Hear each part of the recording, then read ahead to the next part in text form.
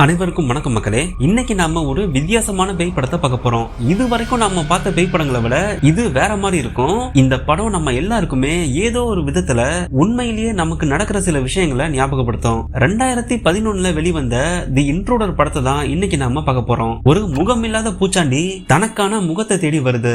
அவனுக்கு பிடிச்ச மாதிரி யாராச்சும் பார்த்தா அவங்க முகத்தை திருடிட்டு போயிருவான். இப்படி ஒரு நாள் நம்ம ஹீரோவோட பொண்ணையும் அந்த பூச்சாண்டி பாக்குறான். அவங்க கிட்ட இருந்து பொண்ணை எப்படி காப்பாத்துறாங்கன்றத படத்தோட கதையே. வாங்க நேரா வீடியோக்குள்ள போவோம். வீடியோக்குள்ள போறதுக்கு முன்னாடி மறக்காம ஹெட்செட் போட்டு கேளுங்க. Welcome to yellow pack Tamil explanation.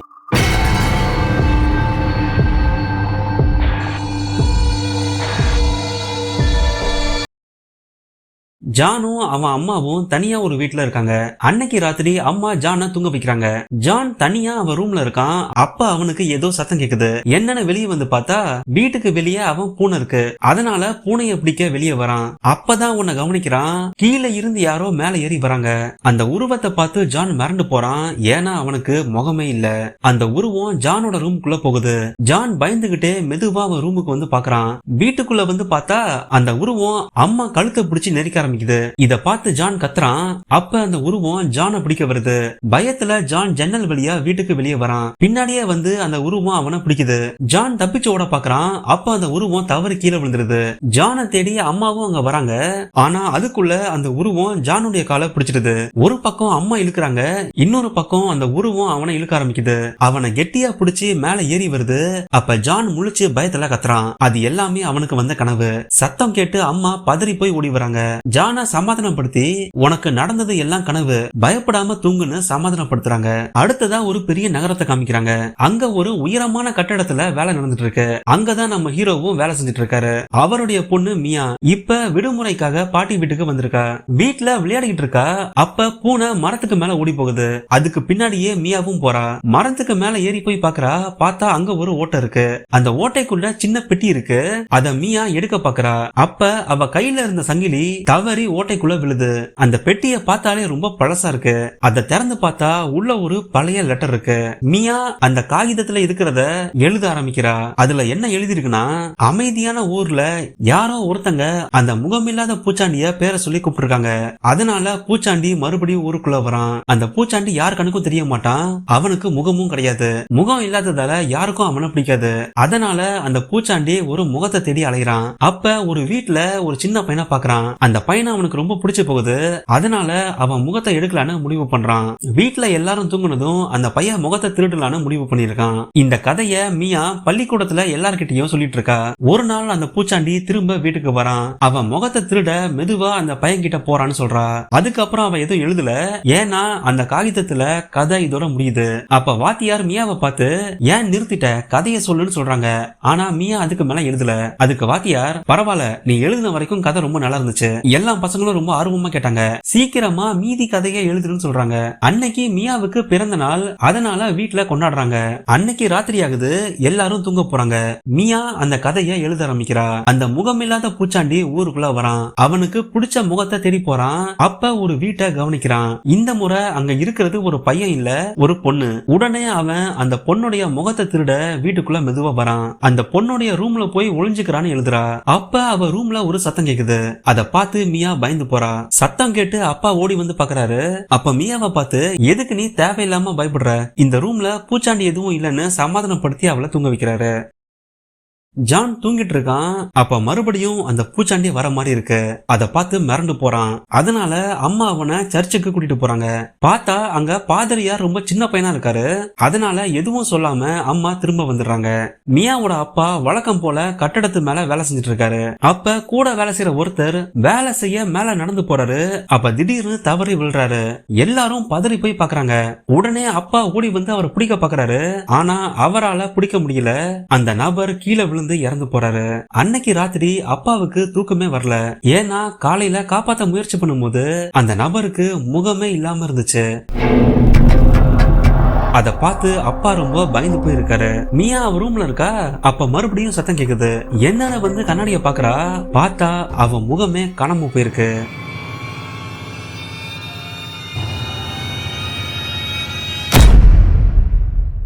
பயத்துல மியா கீழே வரா, பார்த்தா அப்பாவும் அங்க இருக்காரு. அவர்கிட்ட எனக்கு ரொம்ப பயமா இருக்கு, முகம் இல்லாத பூச்சாண்டி வருவான்னு சொல்றா. அதை கேட்டு அப்பா, உன் பயத்தை இப்பவே நான் போக்குறேன்னு சொல்லி ஒரு கோட்டை எடுத்துட்டு வெளியே கூட்டிட்டு வராரு. சோளக்காட்டு பொம்மை மாதிரி வெளியே செட் பண்றாரு. இதுதான் உன்னை பயமுறுத்த வந்த பூச்சாண்டி, இந்த பூச்சாண்டியை நாம இப்ப எரிக்க போறோம், இதுக்கு அப்புறம் நீ பயப்பட தேவையில்லைன்னு சொல்றாரு. அந்த பொம்மைக்கு மேல பெட்ரோலை ஊத்தி கொளுத்துறாங்க. பொம்மை கொழுந்து விட்டு எரியுது. அப்பா நல்லா பாத்துக்க, பூச்சாண்டி செத்து போச்சு, இனிமேல் நீ பயப்படாதான்னு சொல்றாரு. ஆனா மியாவுக்கு அந்த பொம்மைய பார்த்து பயம் இன்னும் அதிகமாயிடுச்சு. அந்த பொம்மைய பாக்குறதுக்கே பயங்கரமா இருக்கு, மியாவையே முறைச்சு பாக்குற மாதிரி இருக்கு.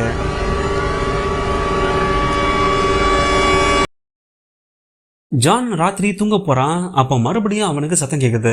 என்னன்னு பார்த்தா அந்த பூச்சாண்டி வரான். ஆனா ஜானுடைய முகத்துக்கு பின்னாடி நிக்கிறான். ஜான் பயத்துல கத்த ஆரம்பிக்கிறான். அம்மா ஓடி வந்து பாக்குறாங்க. பார்த்தா ஜான் கண்ணை மூடி சுத்திட்டு இருக்கான். அதை பார்த்து பயந்து மறுநாளே ஃபாதரியார கூப்பிடுறாங்க. ஃபாதரியார் ஜான் கிட்ட விசாரிக்கிறாரு. ஆனா அவனுக்கு பேய் பிடிச்ச மாதிரி தெரியல.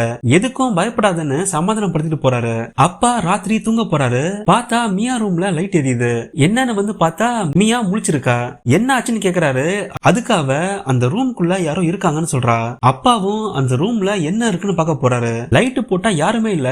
அப்ப திடீர்னு லைட் வெடிக்குது. அப்ப மியாவை சமாதானப்படுத்தி, பாத்தியா உள்ள ஒண்ணுமே இல்ல, தேவையில்லாம பயப்படாதன்னு சொல்றாரு. அப்ப மறுபடியும் மியா உள்ள ஏதோ இருக்குன்னு சொல்றா. அப்பா மெதுவா கிட்ட போய் பாக்குறாரு. பார்த்தா ஒரு முகமில்லாத உருவம் ரூம்குள்ள இருந்து வெளியே வருது.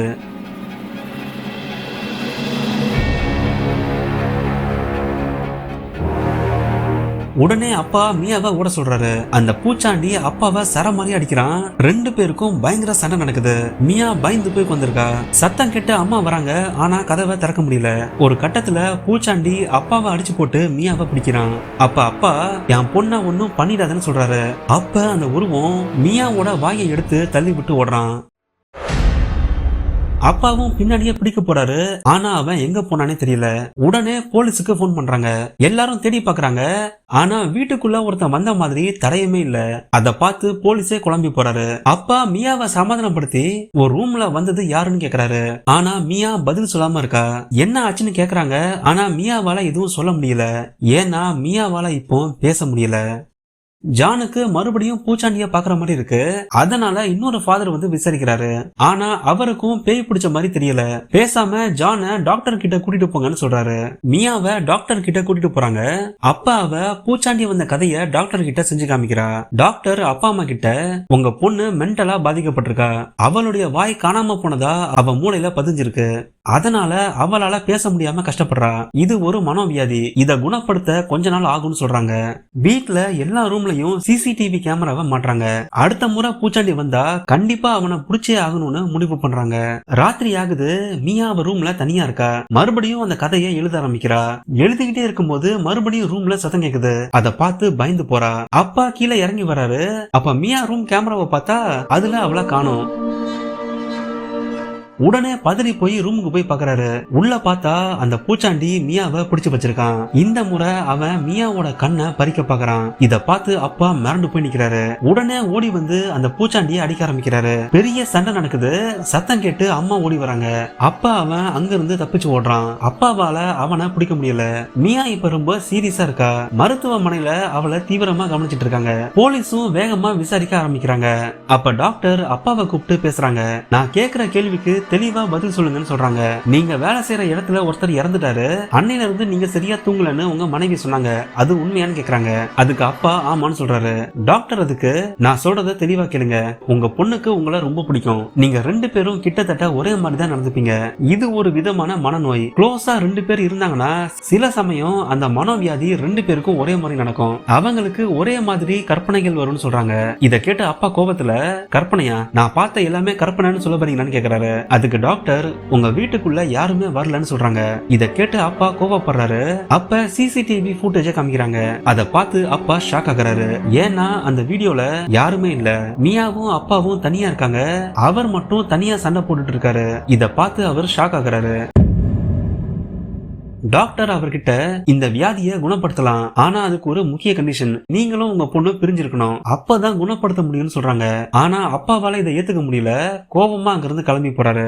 நேரா வீட்டுக்கு போய் மியா ரூம் ஃபுல்லா தேடி பாக்குறாரு. அப்ப அவ ரூம்ல ஆரம்பத்துல அவ எடுத்தால அந்த பழைய பேப்பர் இருக்கு. அதை பார்த்து அப்பா ஷாக் ஆகுறாரு. உடனே வெளியே கிளம்பி போறாரு. மியாவை ஹாஸ்பிட்டல்ல இருந்து மறுபடியும் வீட்டுக்கு கூட்டிட்டு வராங்க. ஜானுக்கு நிறைய வைத்தியம் பண்ணி பாக்குறாங்க. ஆனாலும் அவன் கண்ணுக்கு பூச்சாண்டி தெரியறான். அதனால அம்மா வேற வழி இல்லாம இந்த ஊரை விட்டே போகலான்னு முடிவு பண்றாங்க. ஜான் இப்ப வேற ஒரு புது வீட்டுல இருக்கான். ராத்திரி அவன் புக்ல எழுதிட்டு இருக்கான். அப்ப மறுபடியும் பூச்சாண்டி அங்க வருது. அதை பார்த்து ஜான் பயத்துல கத்துறான். ஆனா அம்மா உள்ள போகாமலே இருக்காங்க.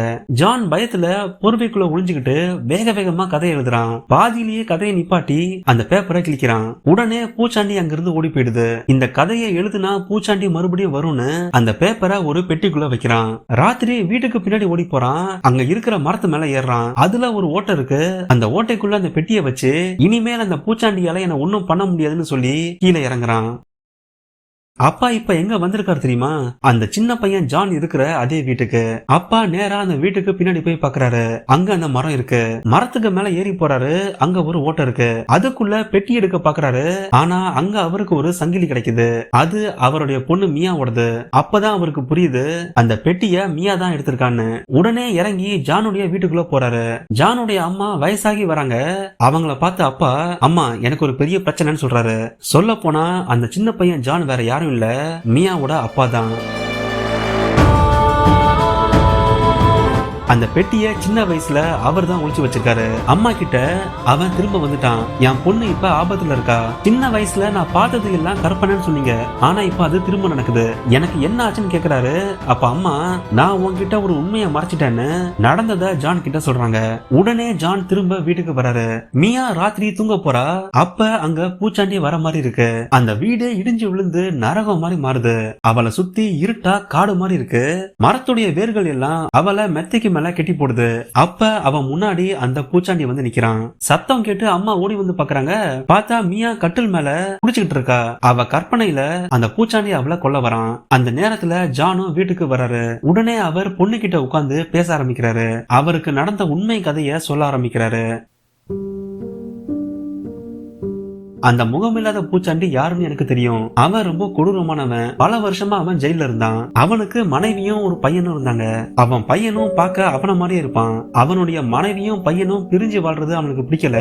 அதனால அவங்கள தேட ஆரம்பிச்சான். ஒரு கட்டத்துல அந்த பையனை கண்டுபிடிச்சு அவனை தேடி வீட்டுக்கே போனான். இதே நேரத்துல மியாவோட கற்பனையில அந்த பூச்சாண்டி அவன் முகத்தை பறிச்சிடுறான். அப்ப மியா மூச்சு திணறி போறா. அப்ப அப்பா மறுபடியும் கதையை சொல்ல ஆரம்பிக்கிறாரு. வீட்டுல அவன் பையன் இல்ல. அந்த கோபத்துல அவன் மனைவிய சரமாரியா அடிச்சு கொல்ல பார்த்தான். இத பார்த்து பையன் கத்துனதும் அந்த பூச்சாண்டி பையனை பிடிக்க பின்னாடியே ஓடி வந்தான். மாடியில தவறி விழுந்து அவன் பையனை பிடிக்க பார்த்தான். அந்த நேரத்துல அம்மா பையனை காப்பாத்திட்டாங்க. ஆனா அந்த பூச்சாண்டி மேல இருந்து தவறி கீழே விழுந்துட்டான். இப்ப அந்த பூச்சாண்டி உண்மையிலேயே இல்ல, இறந்து போயிட்டான்னு சொல்றாரு. அதை கேட்டதும் மியா மறுபடியும் முடிச்சு பாக்குறா. அவ கற்பனை உலகத்தை விட்டு வெளியே வரா. இப்ப மியாவால பேச முடியுது. ஜான் மற்றும் மியாவோட மனசுல இருந்த அந்த பூச்சாண்டி இப்ப கரைஞ்சு போறான். இனிமேல் அவனால அந்த குடும்பத்துக்கு எந்த தொல்லையும் வராது. இதோட இந்த படம் முடிவுக்கு வருது. என்ன மக்களே, இந்த படத்தோட கதை உங்களுக்கு புரிஞ்சுதா? புரியலன்னா மறுபடியும் ஷார்ட்டா சொல்றேன். ஜானோடைய அப்பா ஒரு குடும்பக்காரன். அவன் ஜெயிலுக்கு போய் பல நாள் கழிச்சு திரும்ப வரான்.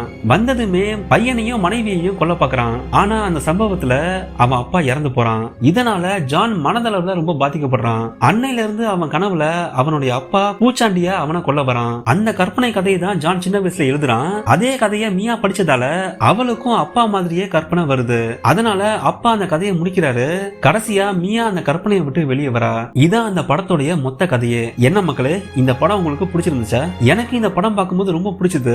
ஏன்னா இதுல வர நிறைய காட்சிகள் நம்மளுக்கே நடந்த மாதிரி இருக்கும். உதாரணத்துக்கு ராத்திரி லைட் ஆஃப் பண்ணி தூங்க போவோம்ல, அப்போ பின்னாடி ஒரு பூச்சாண்டி துரத்துற மாதிரி ஃபீல் பண்ணுவோம். உண்மையிலேயே பின்னாடி ஒண்ணும் இல்லைன்னு நமக்கு தெரியும். ஆனாலும் கற்பனையா நம்மளே பயப்படுவோம்ல, அதான் இந்த படத்துல காமிச்சிருப்பாங்க. இந்த படத்தை பார்க்கும்போது நிறைய காட்சிகள் நமக்கே நடந்த மாதிரி இருக்கும். எனக்கு இந்த படம் வித்தியாசமா பிடிச்சிருந்துச்சு. உங்களுக்கு எப்படி இருந்துச்சுன்னு மறக்காம உங்க கருத்துக்களை கமெண்ட்ல சொல்லுங்க. வீடியோ பார்த்துட்டு அப்படியே போயிடாதீங்க. மறக்காம நம்ம சேனலை சப்ஸ்கிரைப் பண்ணிக்கோங்க. வாரம் தரமான படங்களை பார்க்க மறக்காம சப்ஸ்கிரைப் பண்ணிக்கோங்க. இந்த வீடியோ உங்களுக்கு பிடிச்சிருந்தா உங்க நண்பர்களுக்கும் பகிர்ந்து சப்போர்ட் பண்ணுங்க. அடுத்த வாரம் இன்னொரு சூப்பரான படத்துல பார்ப்போம். நன்றி.